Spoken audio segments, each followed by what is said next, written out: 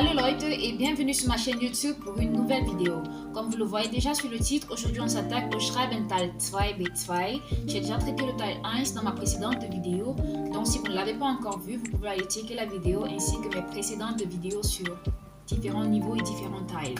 Alors aujourd'hui on va voir la structure parce que j'ai pris un sujet que j'ai complètement traité du début jusqu'à la fin. Also, weiter!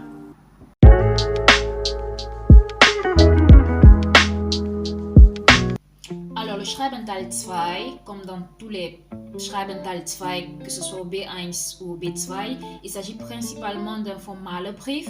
Alors vous écrivez à un patron, directeur d'une firma ou directeur de votre école, peu importe, sauf que la structure est pratiquement la même. Sauf qu'ici, le brief va être très regardant sur le choix de vos mots parce que dans votre Schreiben, on doit pouvoir faire la différence entre le Schreiben d'un apprenant du B1 et de celui d'un apprenant du B2. Donc ici, le niveau de langue doit être un peu plus élevé, je vais dire.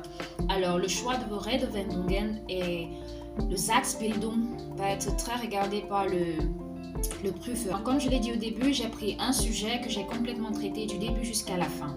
Alors, durant la lecture, vous pourrez voir comment j'ai abordé chaque point et les Redewendungen que j'ai utilisés ici pour aborder ces points-là. Alors, le sujet s'intitule comme suite. Sie machen gerade ein Praktikum bei einer deutschen Firma. Sie haben während der Arbeitszeit privat in den sozialen Netzwerken gechattet und deshalb eine Mahnung bekommen. Schreiben Sie eine Nachricht an den Ausbildungsleiter, Herr Habert. Voici les différents points qui vous sont demandés. Entschuldigen Sie sich für Ihr Verhalten. 1. Erklären Sie, warum Sie sich so verhalten haben. 2. Zeigen Sie Verständnis für die Kritik Ihres Vorgesetzten. 3. Machen Sie einen Vorschlag, wie Sie so etwas in Zukunft vermeiden werden. Donc, ici, il y a toujours, si je ne me trompe pas, dans tous les Aufgaben qu'on vous donne, les différents points sont écrits dans des carrés. Donc, à vous de choisir par quel point vous allez commencer, mais il faut que tout cela suive une sorte de logique. Donc, je l'ai fait comme suite. Sehr geehrter Herr Habert, ich möchte mich hiermit erstmal bei Ihnen entschuldigen, dass ich während der Arbeitszeit privat in den sozialen Netzwerken gechattet habe. Donc, erstmal, je présente mes excuses. Zweiter Punkt. Da ich deswegen eine Mahnung bekommen habe, kann ich natürlich nachvollziehen. Donc, j'ai déjà abordé le premier point, je me suis excusée. Deuxième point, Verständnis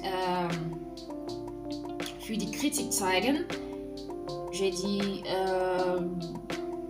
da ich deswegen eine Mahnung bekommen habe, kann ich natürlich nachvollziehen. Donc, je comprends pourquoi est-ce que j'ai reçu des critiques. Alors maintenant, je m'attaque au troisième point qui est celui d'expliquer pourquoi est-ce que j'ai envoyé des SMS privés durant le travail. Alors, j'ai dit eigentlich, déjà, petite précision, je sais que vous le savez déjà, je suppose que vous le savez déjà. Eigentlich est un adverbe qu'on utilise pour expliquer une situation. Donc, pour apporter des Erklärungen. Also, j'ai dit, eigentlich wurde mein Vater operiert und ich wollte mich kurz darüber erkundigen. Déjà, je donne la raison pour laquelle est-ce que j'ai envoyé des SMS privés durant le travail. Donc, il faut que la raison soit, on va dire, conséquente pour justifier votre comportement. Il faut que lorsque votre patron lise cela, il se dise « Ouais, c'est compréhensible, c'est compréhensible. » Donc, il faut que vous soyez un peu créatif sur les grunds. Et maintenant, le dernier point, on dit « Machen Sie einen Vorschlag, wie Sie so etwas in Zukunft vermeiden werden. » Donc, je l'ai formulé ainsi. Mir ist ganz bewusst, dass solche Verhalten in Privatsphäre stattfinden sollten und deshalb schlage ich vor, in der Zukunft meine Privatdaten während der Pause oder nach der Arbeit zu machen. Donc, un Vorschlag qui dit comment est-ce que ce comportement ne va pas se répéter dans le futur en fait. Bon, là, j'ai déjà abordé les 4 Punkte qu'il me fallait aborder dans mon Schreiben. Il ne me reste plus qu'à conclure ma lettre. Je l'ai fait ainsi. Ich entschuldige mich nochmals bei Ihnen und bitte Sie ganz herzlich Verständnis mit besten Grüße, freundlichen Grüße, blablabla. Et à la fin, toujours mettre votre nom. Dans chaque lettre formelle, vous devez toujours finir par un nom propre et un prénom. Ou prénom, nom propre. C'est vrai qu'en allemand, le prénom vient avant le nom. Donc, c'est à vous de voir. Donc, prénom, nom propre. Et lorsqu'il s'agit d'une lettre informelle, vous le savez probablement déjà, vous pouvez finir avec juste un prénom. Mais lorsqu'il s'agit d'une lettre formelle, lorsqu'il s'agit du Teil 2, ça doit toujours finir avec un prénom et un nom propre. On est déjà arrivé à la fin de cette vidéo. J'espère que mes tips vont t'aider à mieux appréhender ce Teil-ci, si ce n'est à t'améliorer. Dis-moi en commentaire quel autre thème tu aimerais que j'aborde dans mes prochaines vidéos.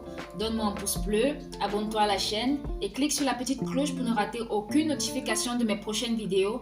Partage aussi cette vidéo si tu penses qu'elle peut aider un ami, un frère ou une connaissance. Surtout, weiter mit dem Lernen. Tschüss!